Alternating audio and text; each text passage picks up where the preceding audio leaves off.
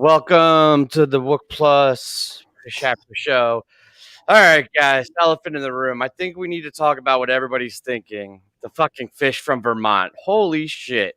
What a show. That was, So it ended strong.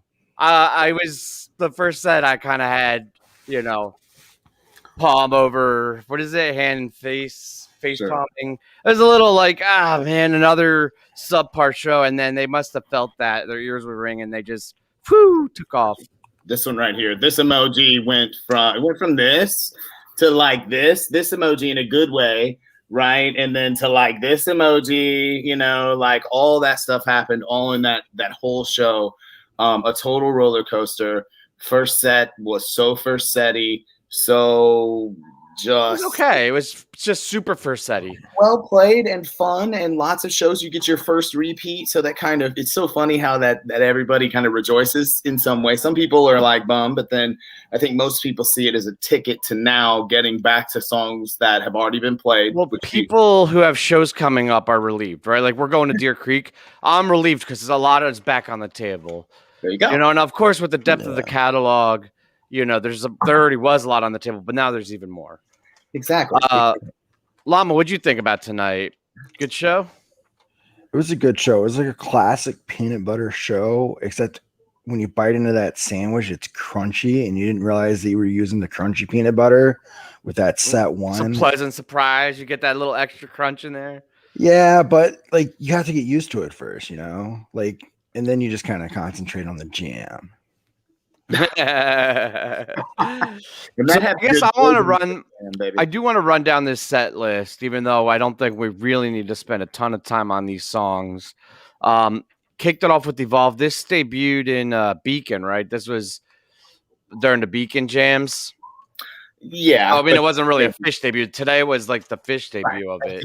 On this one, yeah, for sure. Which was okay. I mean, it was another. I'm a late adopter when it comes to Trey's new projects typically. Like I always kind of start off slow and weak on them, and then a few years down the road, I'm like, I fucking love that jam. But yeah, no, I'm not really feeling it. And then Free, we got the repeat right away. Pretty decent. Yeah. Feel free to jump in if you guys have any quick notes on these, but I think we all want to really push through this set to get to the real crunchy peanut butter, as it were. The boysenberry. Yeah, go ahead. Boysenberry jams. And then we got an Ocelot. Okay, very setty one-ish. My Sweet One. Cool Amber and Mercury. Probably my least favorite. Cosvat. I don't know. This is such a polarizing song. Like I love Cool Amber and Mercury. I've seen people literally on the timeline going, "This is my favorite and most underrated Kazavok song," and then people, going, "Oh, I hate this." I think Baker was like, "No, boo, this is my least." I don't think I hate it, but there's a lot of gems in that set, right? The Cosvat set, and this was kind of like, I think, fell a little short personally, but I feel like this is like the perfectly average. It's the middle of the road. Exactly. That's fair. Halfway to the Moon. Okay. Kev loves that song. I'm happy for Kev. Oh God, he got it. Yeah. Dude, although he was probably pretty depressed. We're not going to talk about it. Water in the Sky. Okay, then it started to pick up. I liked the end of this set. I think from Water in the Sky on is when it started to save the set. Theme from the Bottom, and then that Susie and Fluffhead, those were bangers. So, Fluffhead, absolutely. Yeah. And again, I think compared to it kind of lost a little luster there in 3.0, in some ways. And so when you start comparing it into like the later Fluffheads, this one, was a banger for sure. And and Susie's fun all the time. And I think most people, at least for me, I was going, okay, Susie ends this. Right. And then when they did. Yeah, the Fluffhead was a pleasant surprise, I think. Yeah, exactly. Then let's get to the Boysenberry. What jam would you pick here, Llama, for this? To go with a crunchy peanut butter sandwich, I'd go with Concord Grape Jam. Concord Grape. Just the classic. Classic, yeah, man. People are like, what the fuck are they talking about? The Phish show, we're talking about jams. The Phish, yeah, man. The Concord jam. I like Concord. Exactly. Paige likes sandwiches. Come on. Yeah. Oh man, speaking of Paige, before we get to set two, let's talk about Paige's shirts, man. Okay. they've been the fashion MVP of the tour. How so? Just it's a classic crisp one. It's new. They pop. Like it's always a nice solid like blue or like maroon or. So are you saying that he's replacing Gordo as the fashion icon? So far, I feel like he has so far. That's a tough call because I would say that Page has upped his dad look game. Like he's always got a dad look, but it's like a solid, cool dad look. Benji, welcome to the show. So we were devolving into fashion conversation and Paige's new shirts. Your thoughts? So I was wondering actually how much it costs, because that's the type of society we're in, right? Where we see something cool and we're like, how much is that? But and I had that thought at one point because I was looking at actually Trey's shirt because he wasn't wearing Henley. And then I started consciously thinking this must have been during like the Mr. Completely, where there's a time when you're allowed to let your mind wander for a minute. And I think I was looking at his shirt and I was thinking, you know, that a friend of mine had a conversation with him years ago about how, like, this was in maybe 99, about like how at that point in his career, he didn't need to feel bad about spending a lot of money on clothes or a haircut for that matter. And so I was thinking about that. And then of course the camera cut to Paige and I thought, that's an expensive shirt. They've all sold out into that. They're all full fashionistas at this point, except for obviously Fishman, you know. Right. Well, I had that thought too, because, you know, after that comment about Fishman, like after, of course, all the financial success, he was like one tour, he didn't have a suitcase, so he had everything in a trash bag. You know? That's so perfect. I don't think he's changed. I think that he probably still wears, you know, $5, you know, county fair T-shirts. No, it's true. Yeah. So we right before you came on, we had gone through the first set. We kind of rushed through it because we all agreed that it was a very standard first set, nothing really to write home about. I guess if you wanted to point anything out from the first set, please feel free. But otherwise, we were just about to get into what we're calling the crunchy peanut butter part of the show. When Ocelot was the improvisational centerpiece of a set, then that pretty much, you know, said that's all you need to know. It wasn't a bad set. It was fun. I had a lot of fun. It just, you know, and I liked the opener. I liked Evolve. I thought that was a good song. You know, like, but yeah, I mean, it's nothing to write home about, like you said. So we get out of set break and they come in right away with Mr. Completely. I think this always bodes well, right? Whenever you get a Mr. Completely in a set, you know it's going to be a good set. I'll open it up, Benji. What'd you think about that? Well, I think that's a fair assessment. I thought that Mr. Completely was one of the examples tonight, and of course everything that followed about of 4.0 Phish. You can really say it's a 4.0. They're doing this jamming style that's almost in some ways like 2.0 with different, you know, different equipment, different tones and different you know, different things. But there's something about it that to me is very reminiscent of 2.0, where there's like anti-peak jamming, right? It's not like these peaks and they're not all like, you know, so like laser focused together. Instead, they're kind of all doing this like wash of a tidal wave of sound, and you know, it's almost like the way the Grateful Dead would do that, where they're all kind of just doing their own thing. Yeah, 2.0 squared. That's right on. Yeah, totally right. Yeah, and I go on, fam. No, I just couldn't agree more with you, Benji. And they, I think, are back out on a limb, you know, a little bit. And they've got some new toys and some new stuff to play with. I had earlier talking about the Jedi Switch right now. That's all the big rage and the talk. You know, it even has its own Twitter account now out there. Which is awesome. Yeah. You know, and so I think he hit that early in this Mr. Completely, and he had some of that really cool like 3.0, that wow, you know, stuff going. You're a 2.0 guy, though, right? Like, sure enough, he's not a 2.0 guy. He is the 2.0 guy. So do you agree, though, that there's something incredibly reminiscent about it? I put 2.0 Redux, buddy, the other day. I really believe that they, again, are. This is what I always find interesting is when people get a little nervous and get, you know, kind of down on 2.0. I go, guys, you know, I don't know that this is what we want. Now, do we want everybody's headspace to be where it was at in 2.0 and what that took. Well, but we want them taking chances, and they're doing it already. And I think you put it perfectly in your tweet about that they're already in like 8 shows down the road mode in like the second show. Yeah. You know? Yeah, which is awesome. I think the big difference though, fam, is like 2.0 in a lot of ways was opioid driven, whereas this is intentional. Like I think these are conscious decisions where they evaluated their sound, you know, Page added some synths and adjusted, and it's not a byproduct or a natural, you know, thing from what was obviously happening for those years, right? I think their band is healthy and the future is bright and they're passionate and loving it. They've just creatively decided to pursue that direction.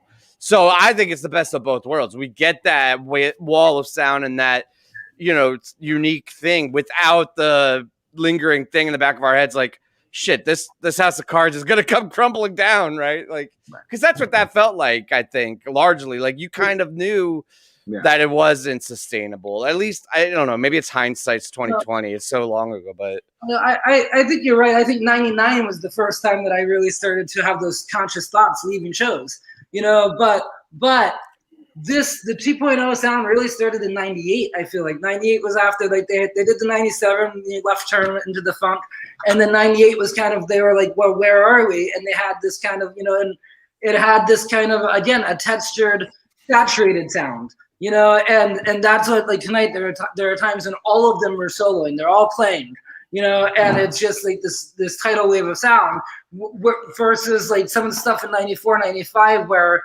they're going on this like very succinct journey and they're all on this very like fine, you know, very sharp point on a line, you know. Yeah. And I mean both sides of them are so amazing, and both sides are so, you know, have universes to explore, and I felt they got that way tonight.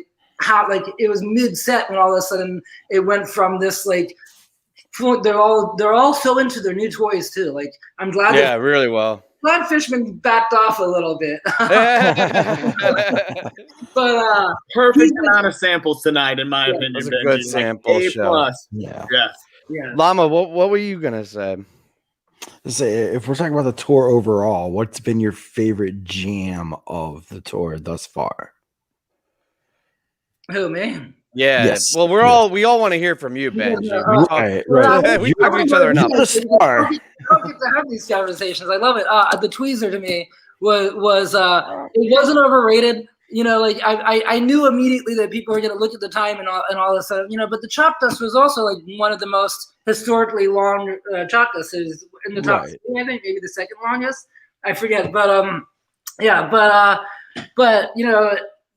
To me, that tweezer was just great. Like the tour started off just as like a quick for context of it. I thought that first night the Wolfmen set the tone, and then the Down with Disease with the jam where they did Let It Grow, that little Let It Grow theme in there. It also said it, and then I felt that it, like after that, like they just kind of they took off running, and so I really loved that. Greenie was great, and the tweezer I think was probably my favorite. Yeah, I agree. The Creanie and the Tweezer are the two. I think that, well, I don't want to talk about the past shows too much, but that Tweezer I think is going to go down as one of the all-time later year jams. Not just like for this tour, that show.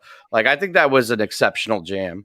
I agree. It felt like the Alpine Ruby Waves were, as it's playing and as you're hearing it, like you know you're gonna be listening to it again and again and again. Yeah. I already thought like they're gonna put that one on vinyl. You know? I know, yeah. And I think of Tweezer in like this last like 10 year. There's like this 3 movement suite that you had Tahoe Tweezer, right? That kind of was the first like big one of 3.0 that like really brought it back, because we had some of those early on, but like it kind of was average for a while. Tahoe Tweezer brought it back to being that main staple. 100%.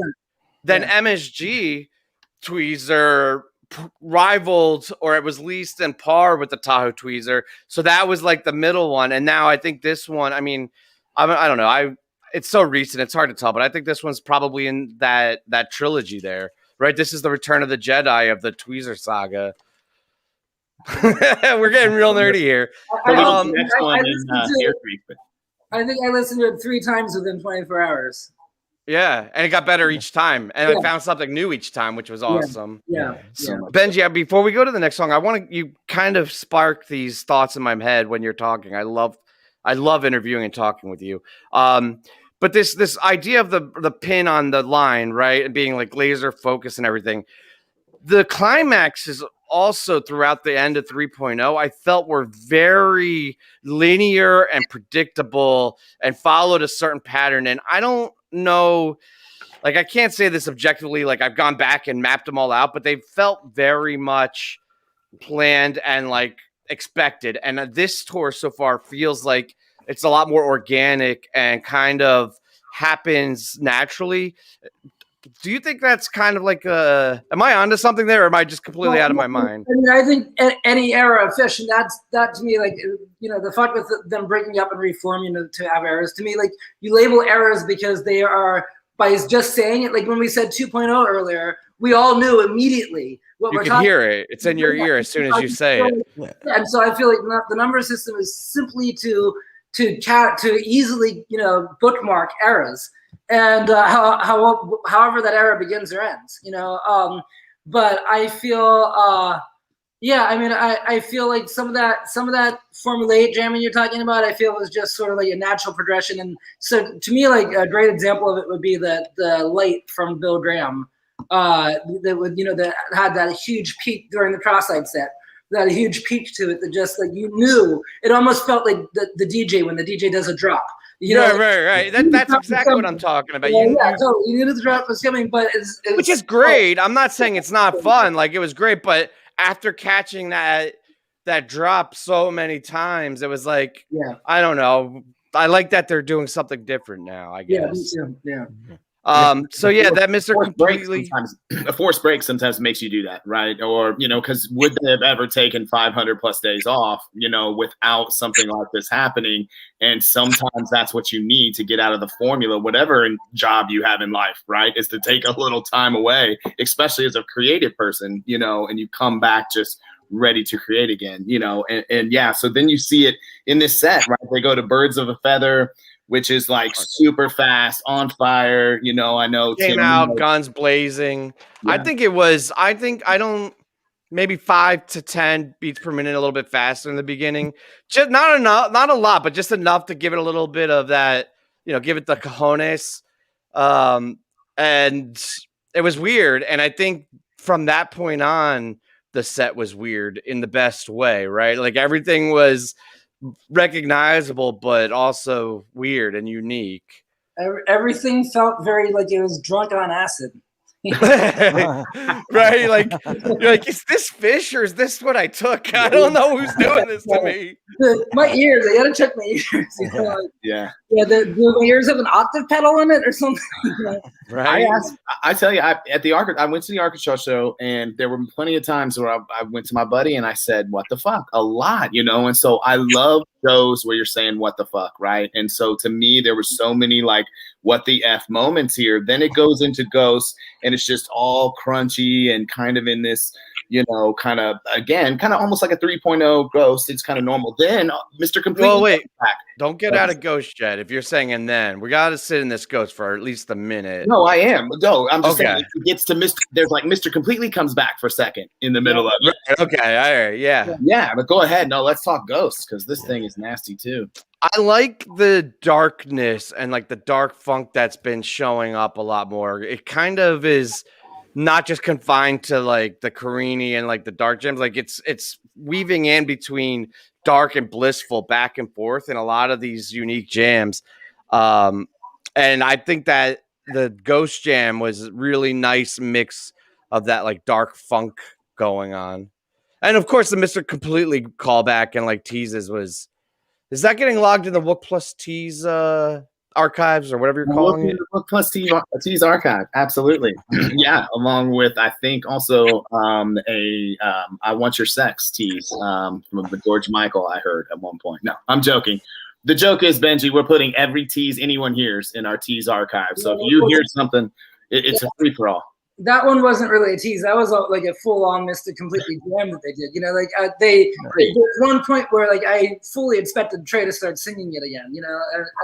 Because it was like right at that moment, and then they sort of dissipated from that and backed off of it. But it was great. Yeah.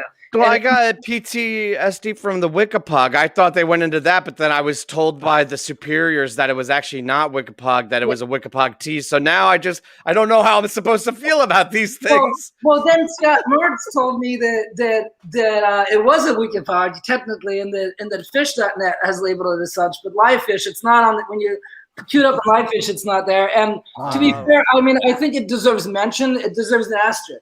You know, it deserves like a mention, and that it's a Wickapod jam, but it wasn't. They didn't play the whole song. They just, they referenced it. It's like a thing or something, you know. Right, exactly. And then how about this bathtub gin entrance? I mean, probably the craziest point of the night for me. I don't know about and the return of the Segway. We were just talking about that the other night. How this tour was largely devoid of segues, and there was a lot of play, jam, stop, talk, play, jam, stop, talk. And to hear a Butter segue like that was like, oh yeah, they still know how to do this. It's fucking badass. And it was an alternate universe gin. You know? Yeah. To me, it was in the key of the Ghost, right? It wasn't in like the right. It wasn't in the right key for sure. You know, and then you could see, and I think. And I mean, this is me projecting, you know, as I'm watching, but like it looked like when so like they did it on the wrong key. I think it may have taken the rest of the band by surprise too.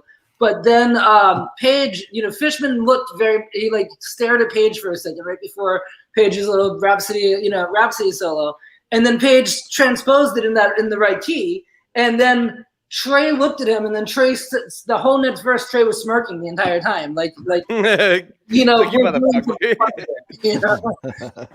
Just an incredible moment. I mean, honestly, like that may be. I mean, if you're talking segues and talking just like incredible, just like you said, mind meld moments between the band. That's a great one to point to. And their commitment to that too, because like I could have imagined a world where the unique start to that gin might have pushed them off of it, or they wouldn't, you know, a world where they wouldn't commit to it. But that whole segment there, starting with Goes Don, felt very committed and poignant, and they didn't back off of it, right? They drove it and they knew what they were doing and executed it really well. Yeah, laser beams I wrote down for the gin, the end of the gin, just absolute prey just goes off at the end. It's not like a solo. It kind of loses some of the grimy stuff of the Ghost and gets into like, hey, I'm a pretty good guitar player and I'm just going to go off for a little bit. Yeah, that was awesome. Yeah. What's going through your mind at that point, the end of that gin? It's like, right, I don't even know how to put it into words. I was hoping that the New York Times bestselling author would have something really elegant to explain how the end of gin felt. Well, I mean, the end of gin felt like I said earlier. It felt like being drunk on acid. Because when you're on acid, you can drink and you don't realize it until it's wearing off. And then you're like, and then it's like the world kind of feels like that bathtub gin lip, you know, like as you're walking to the casino or whatever it is. So you're walking up to the front of the rail in the front of the. No, sorry, we're not going there. Yeah, we're not talking to that. But 2001, right? The return to 2001 to kind of bring us back to somewhat a level of normalcy, but not really, because it got real funky. Was that slower than normal? A gin callback, and that was fantastic. Yeah, it really was. Yeah, Lum, I think it was, or. I don't know if the actual tempo was, or if they just really sat in the pocket on it. Because like, there's that idea too, right? Where you can either push and drive on front of the beat, or you could sit back on it. And it really felt like they were in the pocket with it. But no, I think it was a little bit slower. Yeah, I feel like that's where the extra crunchy comes in my analogy. That was the super crunchy peanut butter. Yeah, exactly. That's how my brain works, man. I'm not a musician. No, it's cool. I love it, man. I love your perspective. And then we got a melt, and it was fucking awesome. Drunk on acid. Back to drunk on acid again. Well, the melt like kicked off the very second that they could do what they wanted with it. After they got out of the beginning, they immediately were like, okay, we're going swampy with it. Like they got really dark really fast, and almost into what my friends will contest me on this, but like a resonance jam. And I say that because if you listen to the Residents and people that say like they don't hear the influence on Phish because they hear the Residents do this like really weird sounding like almost like really bad horror theater, right?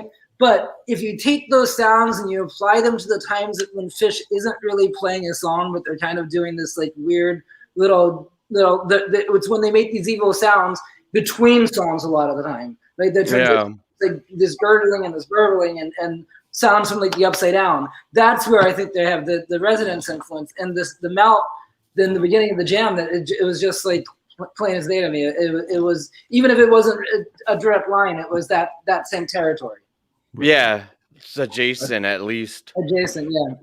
It's almost like some Indian trance like music, like the country Indian, like this just again that they get into in one point of it. And then honestly, this is also when the samples come back. But like again, like we talked about, Benji, I think to me it's moderation with the samples, and it's fun and great. When it's just like every other spot and it's in some awkward spots, I don't know about it, but here came the sample and like a perfect spot, I thought.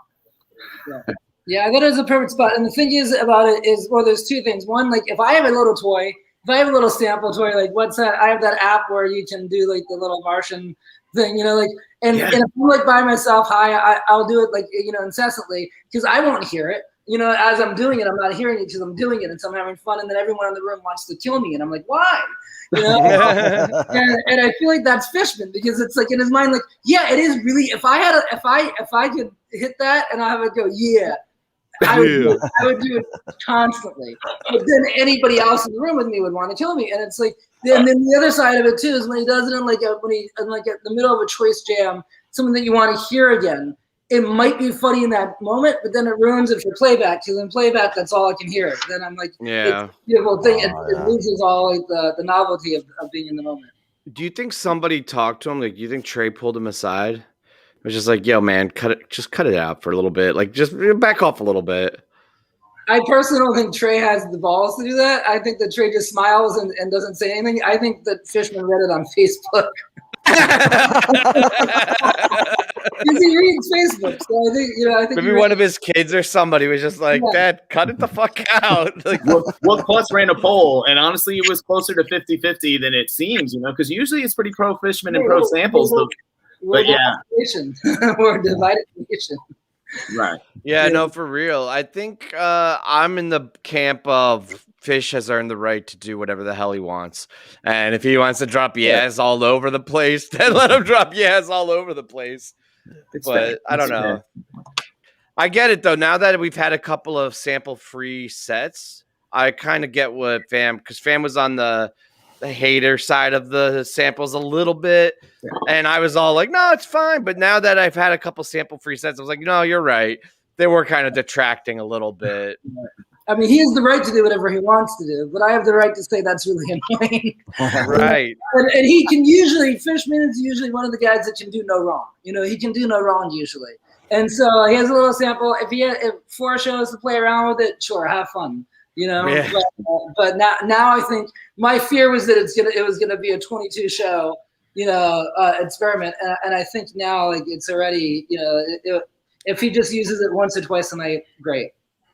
Yeah, exactly. When was the pan flute MSG? Was that the end? Was that in the 2019 run? Yeah, it was 2019. So these samples and this like toy isn't new for this tour. I think he was getting set up to do that because the whole like story about getting hit in the head with the pan and if you go back and listen to that, that was all just created in order for Phish to play with this toy. Right, like they might even have. I don't know this officially, but I can imagine those were like the samples that came with it, right? Like he pulled it out of the box, and they're like, doink, donk, whatever. And Trey's like, let's write a story to this. So I wasn't really that surprised. I think I was surprised at how frequently he used them, but he teased, and there was the precursors for these samples at the end of the last era.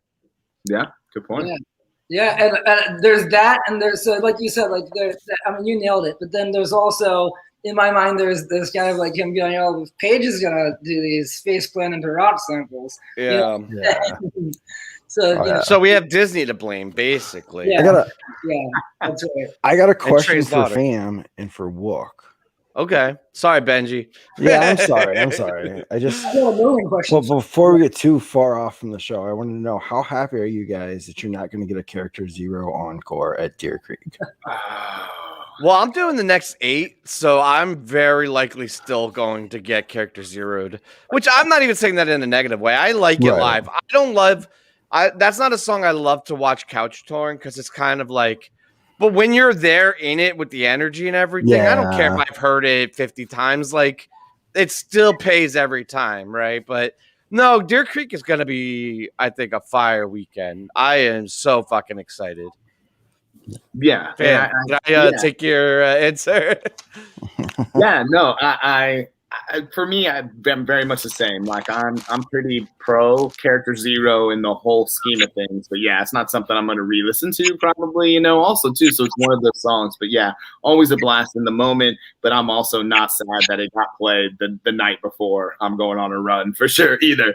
And it does get interesting. I was talking to all my buddies on different threads. It is funny how when you start to get on a run or about to go on a run, you start to check off songs that are happening right before it, right? And so you're going, oh no, they played this. And so Ghost is definitely there, right? And Bathtub Gin was tonight, 2001. So you do start to kind of go, okay. But that's the beauty, like you said, Tim, the catalog is so deep that, geez, we're getting some amazing songs no matter what.